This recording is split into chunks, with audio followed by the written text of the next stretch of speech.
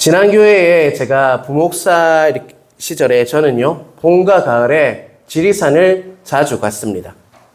가족들과 쉬는 날 아름다운 지리산 산자락을 오르면서 목회의 스트레스를 풀기 위해서 갔다면 참 좋겠지만, 봄, 가을이면 일하러 지리산에 올라갔습니다.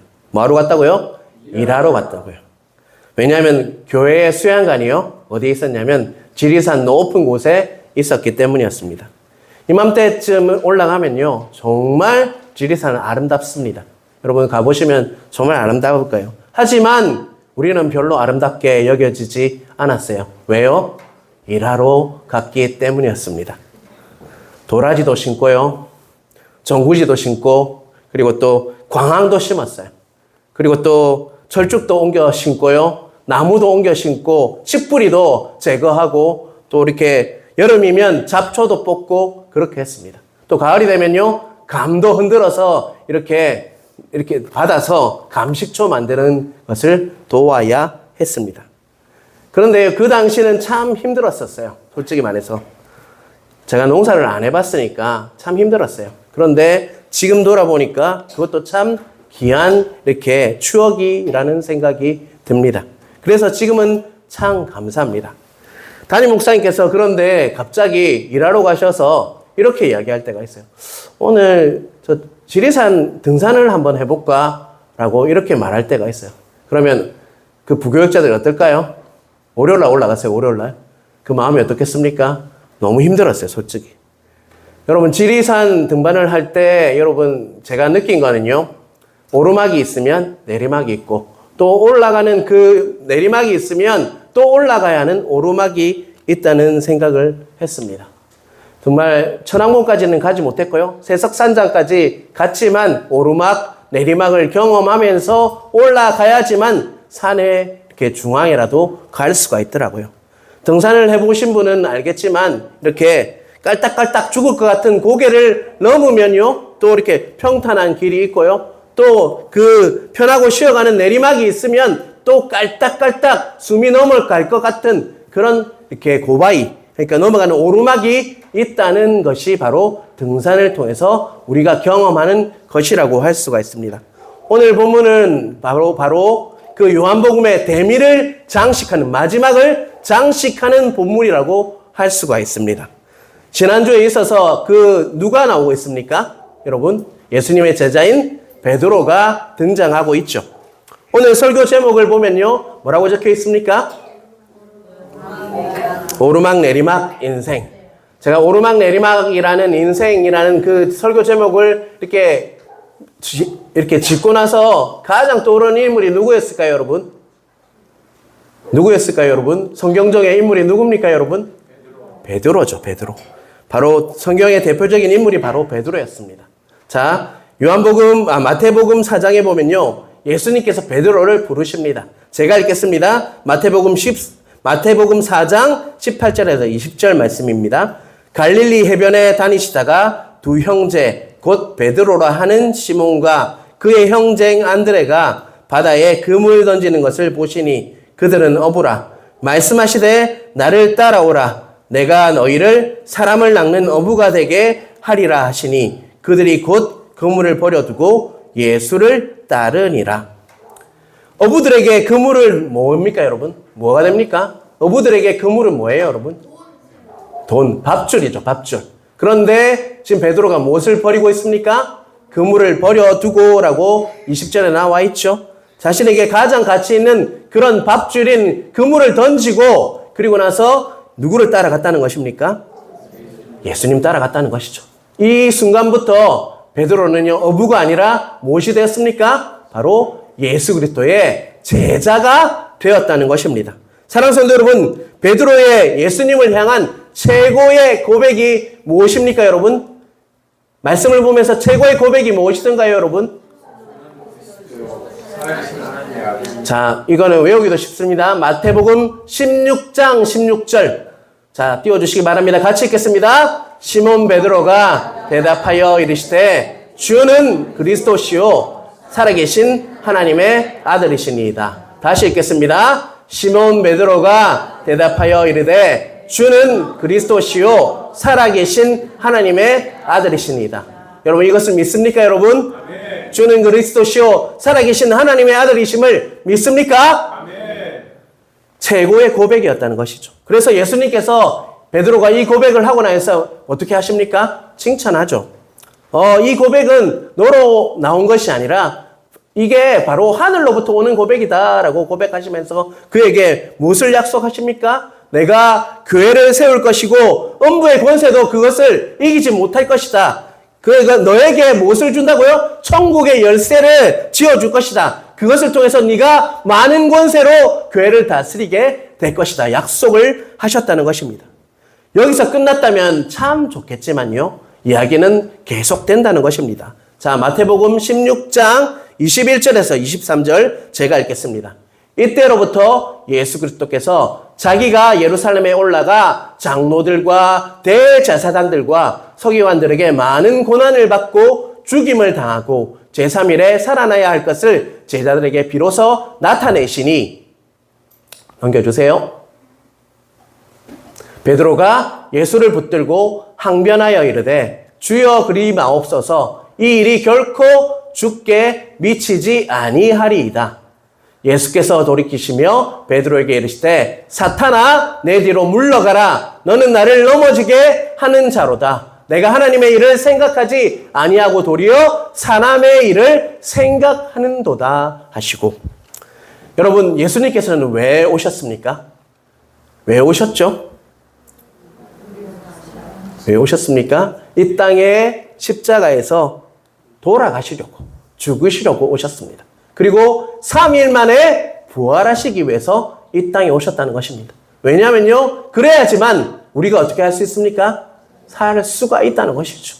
이미 죽었던 우리를 에베소서의 말씀처럼 이미 죽었던 그 우리를 살리기 위해서 예수님께서는 십자가에 돌아가시고 3일 만에 부활하셨다는 것입니다. 그런데 베드로는 그 주님의 그 깊으신 뜻도 모르고 뭐라고 이야기합니까? 안 됩니다. 그렇게 하면 안 됩니다. 라고 고백했던 자가 바로 베드로였다라는 것을 우리는 우리 사복음서를 통해서 베드로의 모습을 통해서 알 수가 있다는 것입니다. 여러분, 베드로의 오르막 내리막 하는 것이 보이십니까, 여러분?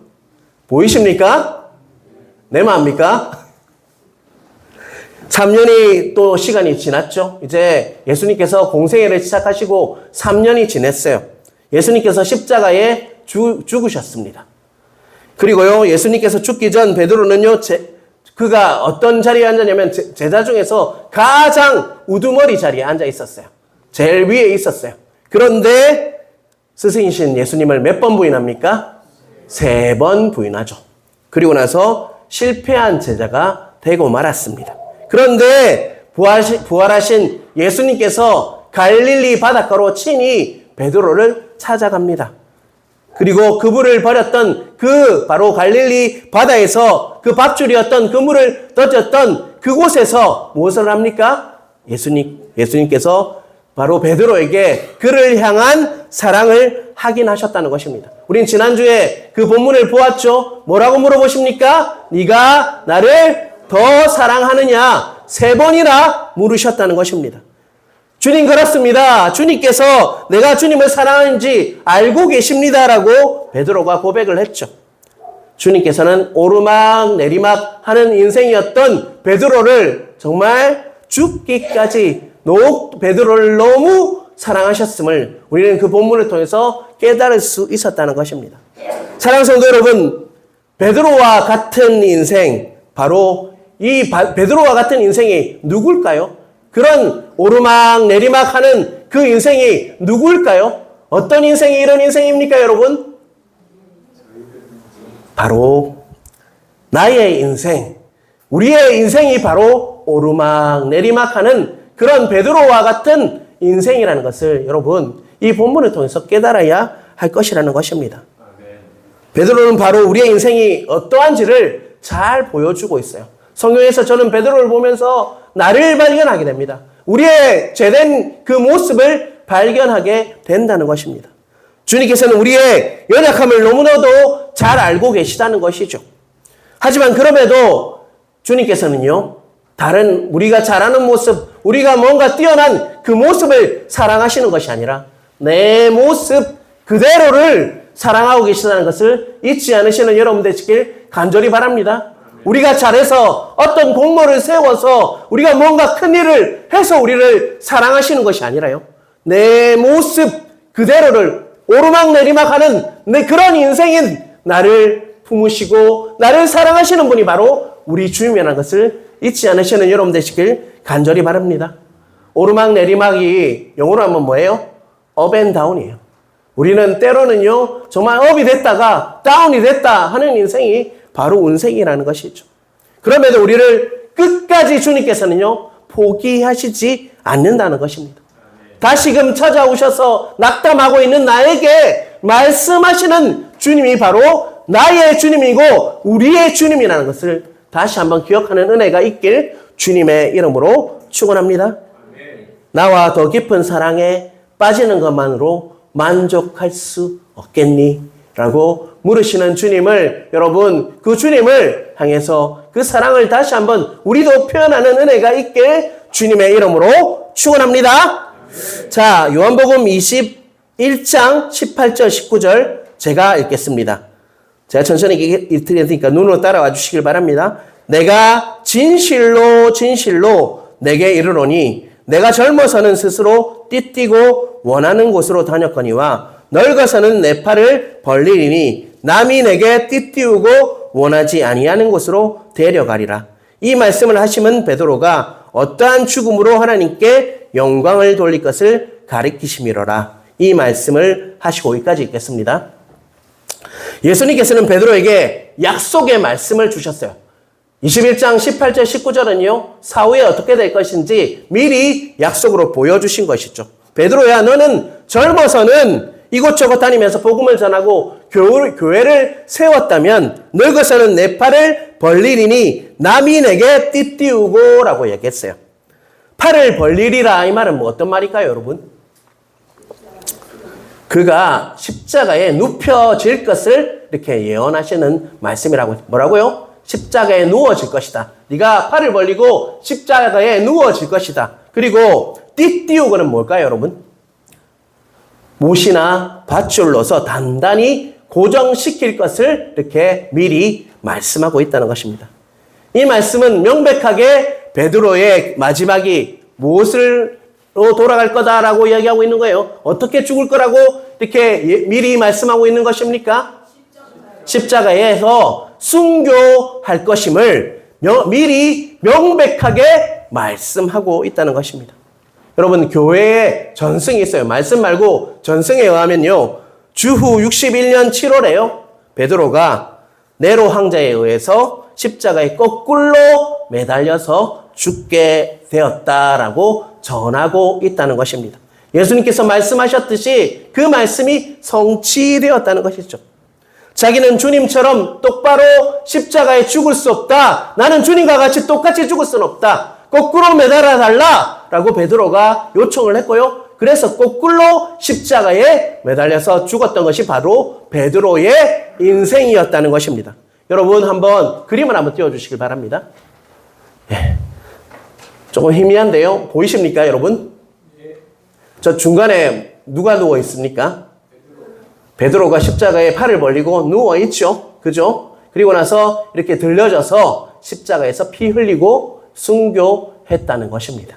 바로 베드로가 정말 하나님의 예수님의 그 말씀처럼 그 말씀이 성취되었음을 우리는 알 수 있다는 것입니다. 자, 이렇게 정말 요한복음이 마무리가 되었다면요. 얼마나 아름답겠습니까? 그런데 오늘 본문을 보면요. 이야기가 계속 이렇게 되고 있다는 것입니다. 자, 19절 제일 끝부분부터 21절을 함께 읽도록 하겠습니다. 같이 읽겠습니다. 베드로에게 이르시되 나를 따르라 하시니 베드로가 돌이켜 예수께서 사랑하시는 그 제자가 따르는 것을 보니 그는 만찬석에서 예수의 품이 주님을 파는 자가 누구오리까 묻던 자더라. 이에 베드로가 그를 보고 예수께 여짜오되 주님 이 사람 어떻게 되겠사옵나이까.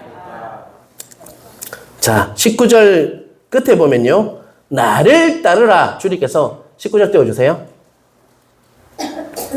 예, 나를 따르라라고 말씀하셨어요. 그리고 20절 제일 앞에 보면요. 베드로가 돌이켜라고 이야기하고 있어요.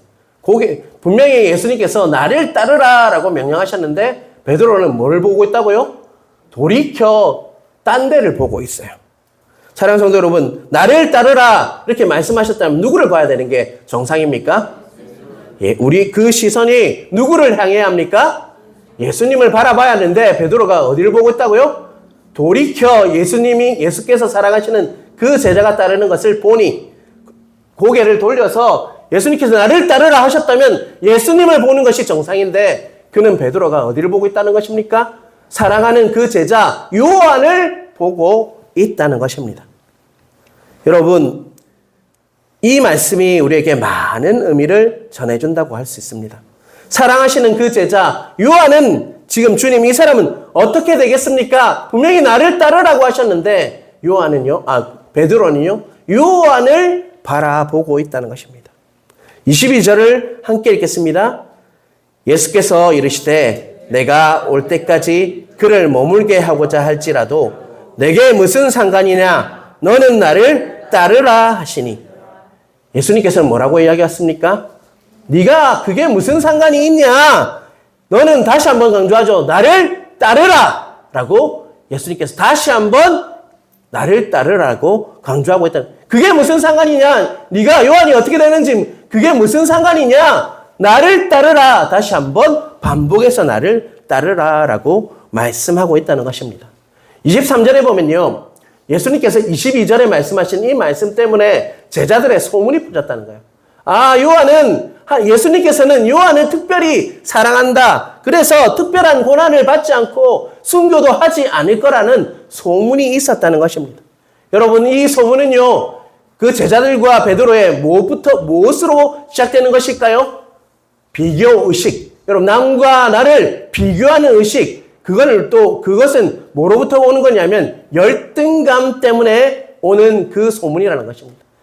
자신들만 하나님만 바라보며 나를 따르라고 했다면 그 하나님만 바라보면 되는데 비교의식하고 있죠.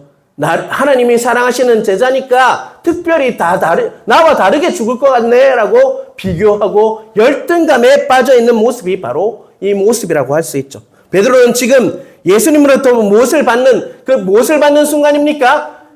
정말 예수님께서 베드로에게 무엇을 지금 전하고 있습니까? 네가 앞으로 어떻게 될 것인지 이것을 뭐라고 합니까? 그의 소명을 받는 시간이었어요. 정말 소명을 말씀하시는 그 순간에도 베드로는 누구를 바라보고 있다고요? 다른 제자인 주님께서 사랑하시는 그 제자 요한을 바라보면서 비교의식에 빠져서 열등감으로 그것을 대처하고 있다는 것입니다. 열등감은 하나님의 은혜를 오해하게 합니다. 또한 열등감은요, 우리 신앙을 병들게 합니다. 또한 열등감은요, 하나님께서 주시는 놀라운 축복을 온전히 누리지 못하게 하는 것이 바로 열등감인데, 바로 베드로가 그런 지경에 빠져 있다는 것입니다. 그래서 하나님께서는 우리가 영적으로 열등감에 빠지지 않도록, 비교의식에 빠지지 않도록 우리를 만지시고 지금도 이 시간을 통해서 여러분이 누구를 바라봐야 하는지를 명확히 말씀하고 있다는 것입니다. 우리는요, 비교하며 남들과 비교하면서 신앙생활을 하는 것이 아니라 그 열등감에 빠져서 신앙생활을 하는 것이 아니라 바로 주님께서 말씀하신 대로 살아가야 하는데 베드로는 그런 비교의식과 열등감에 빠져서 오직 주님께서 말씀하시는 그 말씀에 집중하지 못하고 있다는 것입니다. 여러분, 여기서 한번 제가 예화를 들겠습니다. 여러분, 어릴 때 토끼와 거북이의 경주라는 그 동화를 들어보신 적 있죠? 너무나 잘 아는 동화죠. 그죠? 사랑하는 성도 여러분, 어린 시절 우리가 들었던 그 토끼와 거북이의 경주에서 누가 이깁니까? 토끼가 이긴다는 사람 누굽니까? 그 경주에서 거북이가 이기죠. 엉금엉금 기어갔던 거북이가 이깁니다.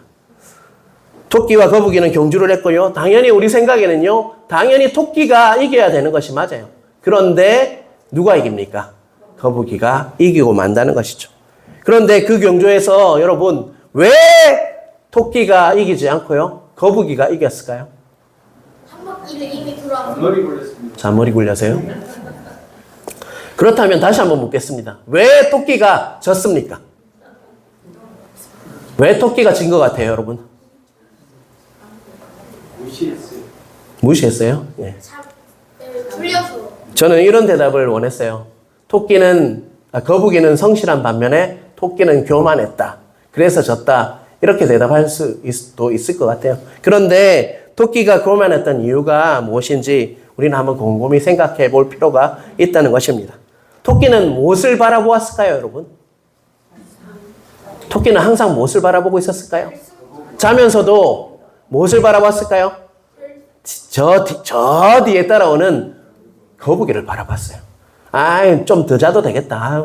제가 걸어봐야 얼마나 걷겠냐. 저 따위가 나를 이기겠냐. 이렇게 하면서 누구를 바라봤을까요? 거북이를 바라봤다는 거예요. 그런데 거북이는 무엇을 바라봤을까요, 여러분? 산 등성이에 있던 깃발. 그곳에 가면 이긴다라고 생각하면서 토끼가 자든지 말든지, 토끼가 빠르든지 말든지 무엇을 바라봤다는 것입니까? 산 등성이에 있는 그 승리의 깃발을 바라보면서 정말 거북이는 엉금엉금 토끼보다 훨씬 느렸지만 엉금엉금 걸어갔다는 것입니다. 토끼가 얼마나 빠른지, 토끼가 자고 있는지는 아무 관심도 없었어요. 그냥 그 깃발, 그 목적지만을 바라보면서 그 거북이는 엉금엉금 걸어갔다는 것입니다. 그리고 어떻게 됩니까? 그 결과는요, 결국 이기게 되었다는 것입니다. 사랑하는 성도 여러분, 다른 사람을 보며 사는 인생은요, 결국 열등감에 빠지기 마련입니다. 그 인생의 끝이요, 결코 좋지 않다는 것입니다. 여러분, 우리는 무엇을 바라보며 살아야 하는 인생인지 여러분 묵상하시길 바랍니다. 창세기에 가인과 아벨이라는 그 인물이 나오죠, 여러분. 가인은 누구를 바라보며 살았을까요, 여러분? 아벨을 보며 살았어요. 그런데 아벨은 어떻습니까? 아벨은요, 오직 하나님께 예배한다. 하나님만 바라보며 살았다는 것입니다. 결국 그 결과는 어떻게 됩니까? 가인은 살인을 했고요. 아벨은요, 순교했습니다. 그 결과가 너무 다르다는 것이죠. 또 다윗과 사울이라는 인물이 나옵니다. 여러분, 사울은 일평생 누구만 바라봤습니까? 여러분, 성경을 좀 읽어보시면요, 사울이 하나님을 바라보기보다는 늘 항상 다윗만 바라보았어요. 시기심과 질투심에 눈멀어서요, 다윗만 쫓다가 평생을 쫓아다니다가 망하는 인생이 바로 사울의 인생이에요. 하지만 다윗은 누구를 바라보았습니까? 오직 하나님의 말씀만 바라보았다고요. 그가 항상 갔지만 항상 하나님의 말씀을 보면서 하나님 선지자가 누구를 붙여줬습니까? 사무엘 선지자를 통해서 말씀하신 것에 순종했고요. 또 나단 선지자를 통해서 그가 범죄했을 때도 하나님의 말씀을 바라보면서 그가 살았기 때문에 결국 다윗을 통해서 정말 이스라엘이 정말 통일되고 정말 그 가문으로부터 누가 나옵니까? 예수 그리스도께서 정말 태어나시는 그런 은혜가 그 가문에 주어졌다는 것입니다. 사랑하는 성도 여러분 과연 여러분은 사울과 같은 인생을 살고 계십니까? 아니면 다윗과 같은 그런 하나님만 바라보며 살아가는 인생을 살고 계십니까? 여러분 깊이 묵상하는 은혜가 있길 주님의 이름으로 축원합니다. 설교 서두에서 보았듯이 베드로는요, 오르막 내리막 하는 인생이었어요. 하지만 주님께서는 그런 베드로의 모습을 너무 잘 알고 계셨어요. 그가 실수할 때마다 그를 다독였고요. 마지막에도 주님께서는 친히 갈릴리 바다까지 찾아가셔서 그를 다독이고 정말 네가 나를 사랑하느냐 3번 물으심으로 그 사랑을 확정시켜 주셨다고요. 그리고 나서 그에게 무엇을 주셨습니까? 내 양을 먹이라라고 사명을 주시고 또 한 가지 마지막에 어떻게 죽을 것인지에 대해서 22절을 통해서 오늘 본문 22절을 통해서 말씀하고 있다는 것이요. 그런 중요한 순간에 베드로는 무엇을 바라보았습니까? 그 중요한 시간에요. 누구를 바라봤습니까? 그가 정말 하나님의 은혜의 사람이었다면 주님을 바라보았어요. 나를 따르라고 하시는 그 말씀 따라 그가 정말 반응했어야 되는. 그럼에도 불구하고 그는요, 어떻게 했습니까? 요한, 자신의 경쟁자라고 생각했던 요한을 바라보았다는 거예요. 그건 뭡니까? 자신의 안에 비교의식이 있었다는 거예요. 열등감이 있었다는 것입니다. 여러분, 그런 인생을 살면요, 우리는 늘 실수하게 되어 있고요. 오르막 내리막 하는 그 빈도가 더 높아진다는 거예요. 여러분, 우리는 항상 오르막 내리막 하는 인생이 맞습니다. 하지만요, 성숙하면 성숙할수록 그 빈도가 줄어들게 되었어요. 오르막 내리막 하는 것이 아니라 이렇게 천천히 평탄하게 갈 수 있다는 것입니다. 여러분, 산을 올라가면 오르막이 있고 내리막이 있듯이 그런 인생을 사는 것이 아니라 정말 성숙하면 성숙할수록 오솔길을 걸어가는 인생을 우리가 살아갈 수가 있다는 것입니다. 그렇다면 우리가 정말 바라보아야 할 것은 무엇일까요? 상대를 바라보는 것이 아니라 무엇을 바라보아야 할까요? 자, 빌립보서 3장 14절 한번 같이 읽겠습니다.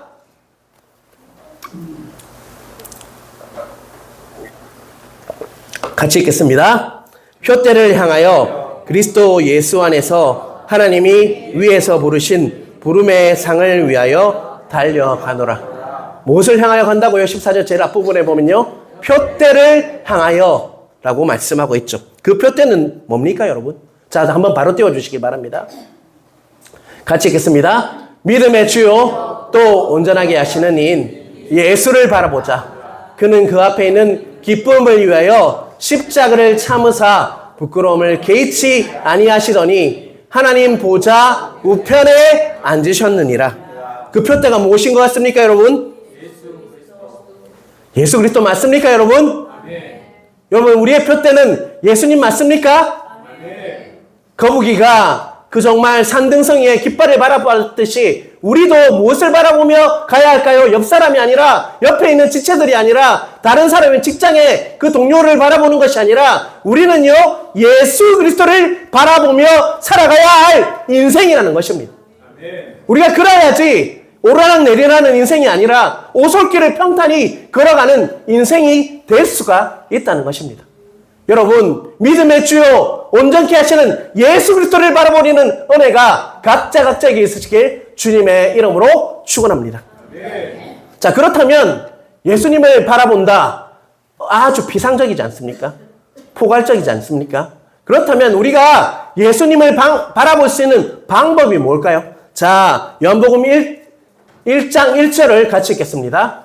같이 읽겠습니다. 태초에 말씀이 계시니라. 이 말씀이 하나님과 함께 계셨으니 이 말씀은 곧 하나님이시라. 태초에 말씀이 계시니라. 이 말씀이 하나님과 함께 계셨으니. 하나님과 함께 계신 그 말씀이 누구실까요, 여러분? 예수 그리스도십니다. 이 말씀은 곧 하나님이시라. 예수 그리스도께서 누구라는 것이에요? 말씀이라는 것이에요. 우리에게 주어지는 이 말씀이요, 여러분, 하나님의 말씀을 믿습니까? 저를 통해서, 저를 통로로 사용하셔서 선포되는 말씀이 하나님의 말씀임을 믿습니까, 여러분은? 그냥, 이거는 글이고, 그냥 이거는 소리라고 반응하십니까? 아니면 이 말씀은 하나님의 말씀이니까 이 말씀을 내가 지키기 위해서 최선을 다해야지, 이번 한 주는 이 말씀 붙들고 살아야지라고 반응하고 있습니까, 여러분? 그런 자에게는요, 오르막 내리막이 점점 빈도가 줄어들고요, 평탄히 오솔길을 걸어가는 인생이 주어질 수 있다는 것입니다. 여러분, 발레리노가 있어요. 그 사람은요, 정말 360조 회전을 하잖아요. 그죠? 굉장히 회전을 많이 해요. 그런데 우리는 코끼리 코에서 10번만 돌아도 어떻게 됩니까? 넘어져요. 그런데 발레리노는 계속 돕니다. 그런데도 안 넘어져요. 그 비결이 뭔지 아십니까, 여러분? 그래요. 그 무대에 딱 서면요, 한 지점을 두고 목을 고정한답니다. 목이 고정이 되면 뭐가 고정이 될까요? 시선이 고정된대요. 그러면 넘어지지 않는다고 합니다. 또 타자에게 야구가 있지 않습니까? 타자에게 항상 목을 이렇게 왼 어깨에 대라라는 지도를 합니다. 왜 그럴까요? 목이 흔들리지 않기 위해서. 시선이 흔들리면요, 날아오는 공을 칠 수가 없기 때문입니다. 이와 마찬가지로 우리가요, 넘어지지 않는 방법이 있어요. 말씀에 시선을 두는 것입니다. 말씀이 내 삶이 되는 겁니다. 일상생활에서 여러분, 교회를 떠나고 주일 예배가 끝나면 얼마나 말씀에 시선을 두고 있습니까? 얼마나 묵상을 하고 있습니까? 말씀을 얼마나 읽고 있습니까? 자꾸 이렇게 그것에 시선을 두지 않으면요, 흔들리게 되어 있다는 것입니다. 환경과 상황이 우리를 지배하게 되어 있다는 것입니다. 환경과 상황을 뛰어넘기 위해서는 하나님이신 그 말씀에 정말 시선을 둘 때 우리는 흔들리지 않는다는 것입니다. 자, 시편 119편 105절 우리 한번 같이 읽겠습니다. 같이 읽겠습니다. 주의 말씀은 내 발의 등이요 내 길의 빛이니라. 자, 분명히 내 발의 등이라고 했어요. 내 발의 등이라는 말은 그 말씀이요, 이렇게 우리가 한 발짝 한 발짝 걸을 때마다 이렇게 말씀하신다는 의미예요. 그게 정말 이 말씀을 통해서 앞으로 이야기를 이렇게 정말 많이 해주면 참 좋겠지만, 한 사건, 한 하루하루를 살아갈 때 만나를 주셨더니 하루하루 주시는 그 말씀이 한 발짝 걸은 것고 또 한 발짝 걸어 걷고, 그런 것이 말씀이라는 거예요. 말씀을 통해서 내 삶을, 앞으로 있을 일을 다 말씀해 주시면 참 좋겠지만, 내가 앞으로 한 걸음 걸을 때 어떻게 살아야 할지를 이렇게 하루하루 찔끔찔끔, 어찌 보면 찔끔찔끔 주는 것이 주의 말씀이라는 것입니다. 그래서 우리는요, 한 말씀 한 말씀을 내 것으로 취하고 그 말씀을 먹어야 됩니다. 먹어야 된다는 거예요. 우리가 그 말씀을 먹지 않으면요, 넘어지게 되어 있다는 것입니다. 여러분, 오르막 내리막 하는 인생이 우리의 인생이 맞습니다. 그런데요, 그것이 정말 성숙해지면 성숙해질수록 어떻게 된다고요? 그 빈도가 줄어들게 되어 있다는 것입니다. 성숙해지기를 원하십니까? 오르막 내리막 하는 인생이 아니라 정말 평탄한 길을 걷기를 원하십니까?